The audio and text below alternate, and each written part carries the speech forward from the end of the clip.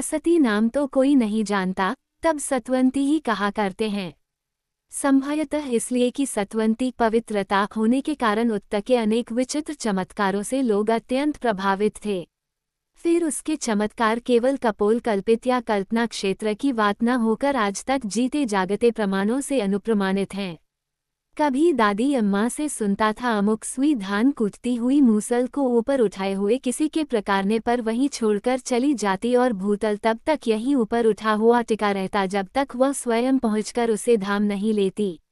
इस प्रकार सत के बत की बालों पर तब विश्वास होता था या नहीं, किंतु भारतीय इतिहास के कुछ पृष्ठों की जानकारी होने पर अविश्वास्यता कोई स्थान भी नहीं रह जाता, क्योंकि भारत का न केवल अतीत अपितु वर्तमान भी सैकड़ों उदाहरण प्रस्तुत करता है कि जीवन के प्रत्येक क्षेत्र में भारतीय नारी की विचित्र और महत्वपूर्ण भूमिका हुआ करती है।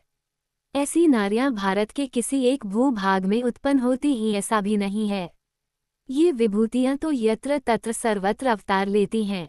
देसी नारियों में हिमाचल के जिला चंबा के शाही क्षेत्र में वर्तमान ग्राम पंडाह की सतयंती गार भी हुई है। उसकी निश्चित समय सीमा तो स्मृति पटल से उतर चुकी है, तथापि वर्तमान प्रमाण और लोकचारणा के अनुसार इतना ती कहा ही जा सकता है कि घटना राणा युग की है। चमिया में पृथक पृथक स्थानों पर कब्जा किए हुए राणा लोग शासक बने हुए थे, इसलिए एक दूसरे का बहुत बार उफराया भी हो जाया करता था। इसी कारण उनके निवास स्थान दुर्गम एवं अंच-पांचे टीलों पर हुआ करते, जिससे एक दूसरे की यहाँ तक पहुँच खत्म होती और रोकी भी जा सकती थी। इन्हीं कारणों से राणाओं की घटनाएं ऊंचे ऊंचे टीलों, दुर्गम भागों और पृथक पृथक स्थानों से ग्रंथी हुई पाई जाती हैं। ग्राम पंडाल चंबा नगा के उत्तर पूर्व में लगभग 11 मील की दूरी पर स्थित है। इस छोटे से गांव के खेतों में इधर उधर के समीपस्थ वनों में तब और अब भी एक अपनी ही प्रकार का वृक्ष अधिकता में पाया जाता है। इसे स्थानीय लोग एलम कहा करते हैं। इसमें एक ऐसा दुर्गुण है कि जो पशु इसकी पत्तियां विशेषकर कौपों को खा लेता था उस पर कुछ ऐसा विषैला प्रभाव होता या कि वो खाना पीना छोड़कर मुंह से लार गिराला हो जा तड़या तड़फ कर मर जाया करता था। उसे बचाने की संभावना तब हो सकती थी जब समय पर उसे ही बाईपास अथवा मंत्र द्वारा प्रभाव उतारने बाता मिल जाए। यमन विरेचन क्रिया के साधन में तामकारी होते हुए पाए जाते हैं। गांव निवासी प्रतिक्षण चिंतातुर बने रहते थे। अपने पशुधन की चिंता उनके लिए कम कठिन समस्या नहीं की। बिना पशु पाले निर्वाह कठिन था। खेतों के लिए खाद, जोताई के लिए बैल, ठंड से बचने के लिए भेड़ों से ऊन, दूध, दही, घी सब कुछ पशुओं पर ही तो निर्भर था। अरुण वृक्ष का होना ही अकेतती समस्या नहीं थी। नाव में पानी का नितांत अभाव भी समस्या बना हुआ था। दूर नाले से पानी ताना पड़ता, जिससे जीवन का अधिक समय पानी की व्यवस्था में ही व्यतीत ही जाया करता था। न केवल अपने लिए ही किंतु वर पर रहने वाले पशुओं के लिए भी पानी लाना पड़ता था। वे दोनों बातें पंडाह निवासियों के लिए कांटा बनी हुई थी। इस पर भी ग्रामवासियों का व्यवसाय कुंभकारी कुम्हार का कार्य करना खोना पानी की आवश्यकता को बढ़ाया देता था। कुंभकारी के लिए इस स्थान की मिट्टी बहुत उपयुक्त थी। आज नहा साठी में चंद्रशेखर शिव का गंदिर विद्यमान है, वही वह स्थान है जहां शिवलिंग दोबारा भारी हो गया था। जहां बालक शिवलिंग बन गया था वहीं प्रतिवर्ष दुर्गाष्टमी के दिन श्रद्धालु नाले में नहाकर श्रद्धानुसार भेंट चढ़ाते, धूप ध्यान करते हैं। आजकल जहां नाला बह रहा है उसके साथ ही चंबा की ओर से पुल पार करके कैलाश जैसी छोटी सी शेखरी बनी है।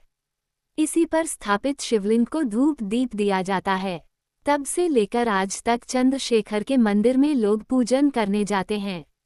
धमिया के पंडाह और शाही गांव के बीच साल नाम का नाला बहता वक्ता आ रहा है। गांव साहो जहां आज चंद्रशेखर का वर्तमान प्रसिद्ध मंदिर है, वहां ग्राम के किनारे महात्मा सिद्ध रहा करते थे जो नित्य प्रति सासनाते पर वहां मुहूर्त में उठकर नहाने जाते थे। एक दिन जब यह अपने नहाने के स्थान पर पहुंचे तो उन्हें आभास हुआ कि उनसे पहले ही कोई नहा कर गया है। कौन होगा जो मुझसे पहले नहाने आया करता है?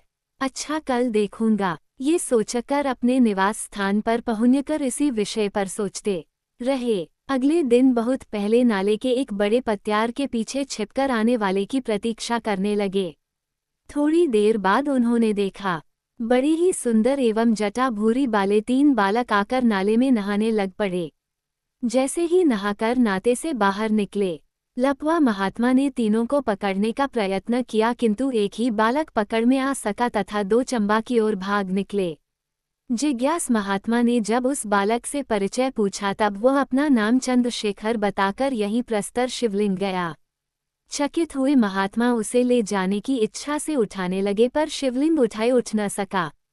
महात्मा ने विवश होकर 10-20 व्यक्ति और बुलाकर उठाने का कत्ल किया, परंतु तब व्यर्थ, शिवलिंग उठ न सका। महात्मा तरह तरह के विचारों में डूबा हुआ लौट आया। रात को उसे स्वप्न हुआ, तुम मुझे से जाना चाहते हो तो ग्राम पंडाह की कुम्हारी सतवंती से मुझे उठवाओ, दूसरा कोई मुझे उठा नहीं सकला।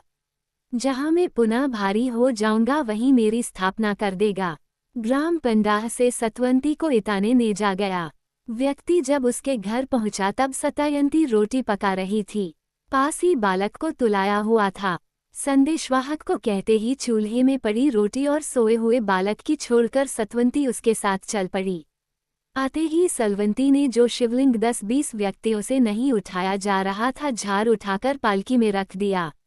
जब उसी व्यक्ति के साथ घर पहुंची तब वह मनुष्य ये देखकर चकित रह गया कि जलते हुए चूल्हे में रोटी जलना थी दूर वैसी की वैसी कच्ची पड़ी थी तथा बालक सोया हुआ ही था। इस चमत्कार से सतवंतों के प्रति लोगों की श्रद्धा और अधिक दृढ़ हो गई।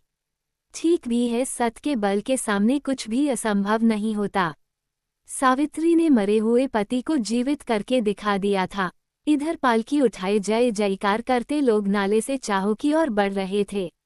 चढ़ाई चढ़कर जब लोग साहो के समतल जैसे भाग पर पहुंचे, सत सोच रहे थे न जाने ये कौन सा स्थान होगा जहां पालकी पुनः भारी हो जाएगी और हम वहां चंद्रशेखर की स्थापना कर सकेंगे। कितना अच्छा हो इसी समतल स्थान पर स्थापना की जा सके। लगभग सी गज आगे पहुंचने पर पालकी इतनी भारी हो गई कि एक पग आगे चलना कठिन हो गया। वहीं पालकी रखकर चंद्रशेखर की स्थापना कर दी गई। नगाड़े, ढोल, नरसिन्हे, करनाल, तुरही, शहनाई, बैंस, बांसुरी आदि स्थानीय चाय बजने तगे। जय जयकार से वातावरण गूंज उठा। लोगों के बीच में एक व्यक्ति कांपता किलकता सबके सामने आकर जोर से लोगों को संबोधित करता है। गाजे बाजे बंद करके लोग सुनने लगे।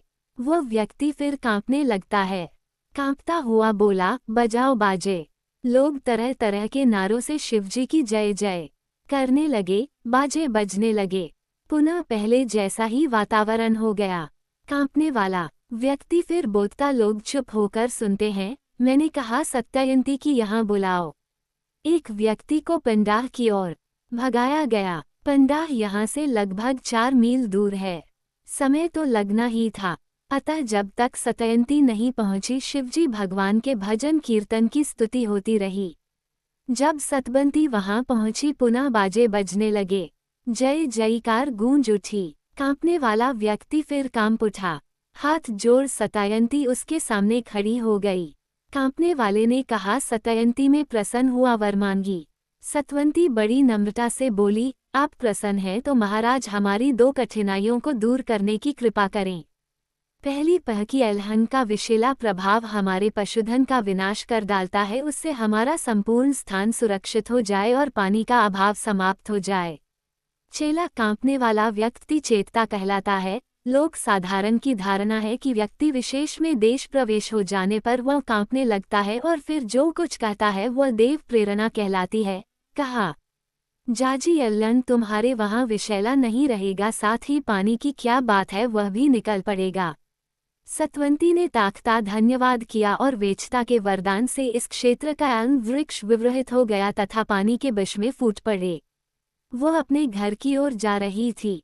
लोग सत्यवंती की तरह तरह के शब्दों से प्रशंसा करने लगे। सामूहिक श्रेय और हित की कामना करने वाली नागरी प्रशंसा की ही तो पात्र हुई। आज पंडार वाले सतवंती द्वारा पाए प्रसाद का लाभ तो उठा रहे हैं, किंतु खेद है उसका असली नाम भूल चुके हैं। सतयंती आज नहीं है, पर पंडाह क्षेत्र में एलहन आज भी निर्विष बना हुआ है। जितना चाहे पशु एलहन खा देते हैं, परंतु उसका जहरीला प्रभाव बिल्कुल नहीं होता। पनिहारहा एक नहीं 4 स्थानों पर विद्यमान है। धन्य है उसका जीना जो पर हित में जीवन जिए। व्यर्थ है उसका जीना जो निज हित में ही जीवन जिए।